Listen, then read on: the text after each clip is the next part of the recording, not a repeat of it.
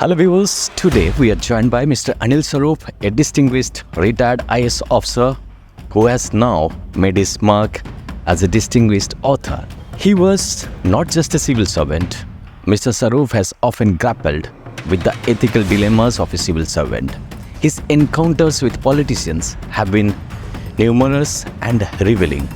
He believes nexus of good, a coalition of ethical individuals who, together, can drive meaningful change in society. As we engage in this encounter with Anil Swarup, we will explore the experiences and beliefs that have shaped Mr. Swarup's remarkable career and his vision for a better future.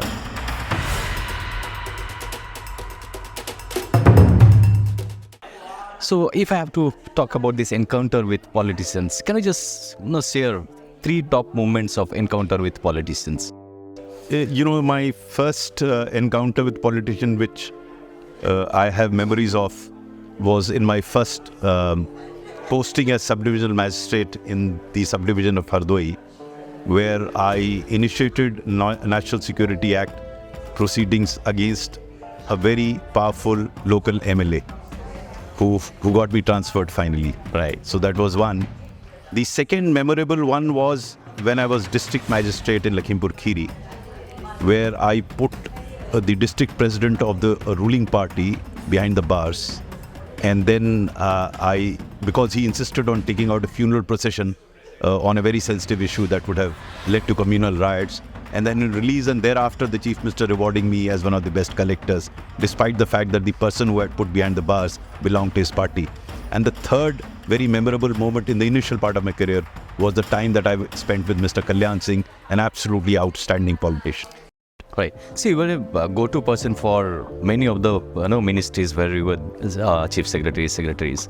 So if I have to remember, the coal was one of those, and soon after Coalgate scam, you took over this thing. How challenging it was? It was very challenging. It was probably the most challenging assignment of my career, being the coal secretary, because what had happened before I took over as coal secretary was pretty devastating.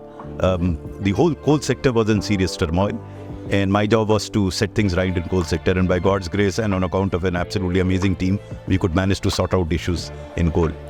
It's a 1,86,000 crore. It was reported that sort of loss, Coalgate. I have calculated that in my book, and I've stated that was a wrong calculation by the CAG. And no one has come back to me because those calculations were based on very wrong assumptions of cost of mining, average cost of mining, whereas actually cost of mining varies from mine to mine. Taking an average cost was the right way of calculating the loss. But that made a huge damage to the economy as well as the industry. It did. So who do we blame actually for that? I don't think anybody needs to be blamed. I think CAG went overboard. The Comptroller and Auditor General should have done his homework better, should have acted like an auditor, not as an accountant. Okay. And his calculations were not correct. So after coal secretary, you were there for school education. And there's if I talk about today, there are lots of negative publicity being happening, lots of paper leaks. That happened even during when I was secretary, the CBSE paper leaked, and thereafter we put in place a system which is very foolproof. For the past 6 years, no paper has leaked. Unfortunately, NEET should have learned from what happened in CBSE. They didn't. They outsourced a very, very critical examination, and that's why the problem arose. What happened to the UPSC suddenly? So much of... I think institutions or their reputation is determined by the people who man them. And not the current chairman is a very, very fine person, an outstanding officer. But I can't say that for the other chairpersons who were there in the previous few years. I think the reputation or the credentials or the credibility of UPSC has taken a beating. So, somehow the lateral entry came. Is it a kind of lack of faith on the bureaucracies? I don't think so. That was the reason. I don't really know why they wanted to have lateral entry, and that's the question that I answered during the session also, that we must understand why do you want to have lateral entrants. Because the problem with the bureaucracy is not as much of expertise as of attitude. The expertise can be outsourced. But I'm otherwise not against lateral entry, provided the processes are above board. And as I said, UPSC was an institution to be reckoned with. I'm not very sure whether it is such an institution now. And if that institution is tasked to recruit lateral entrants, there will be questions that will be raised.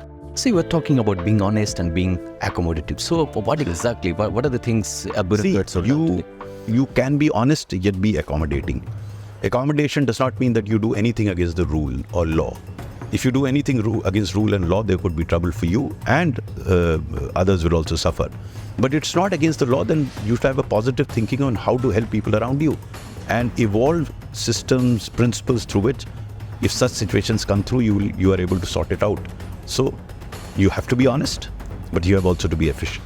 Right, sir. So what exactly, what should be your message to the, the young aspiring IAS civil servant officers? I keep telling them that you do your job as best as you can. Don't expect too much from others. Much of the problem arises because of your expectation of others, because of your own desires. Keep them low as possible. Don't expect too much for others, and act as a professional. Just to conclude, sir, summarize these interactions. This is the fourth book. Yes. And what is there? What exactly? This book is all about my interaction with politicians over 38 years of my career, and how my whole understanding of politicians underwent a change since I joined the service, because at that point in time I thought all politicians were rascals and ruffians, and I gradually discovered there are some outstanding politicians. They are as good, as bad as any one of us. So I have to adjust, I have to change. I can't change the politician. If you do that, I think you'll do a lot of work. Right. And in the current circumstances, how important is nexus of good? A lot of negativity is around. There's so much good work that is happening.